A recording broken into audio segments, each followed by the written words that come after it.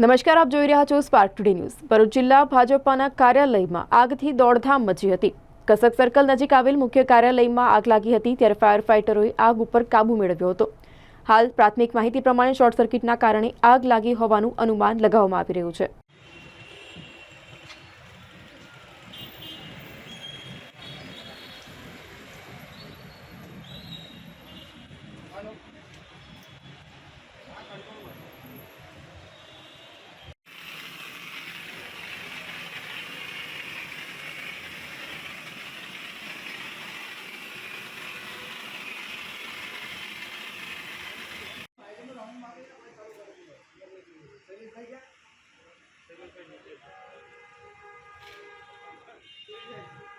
ગાદલા પર મારો ને ગાદલા પર પેલા બહાર કાઢે એમાં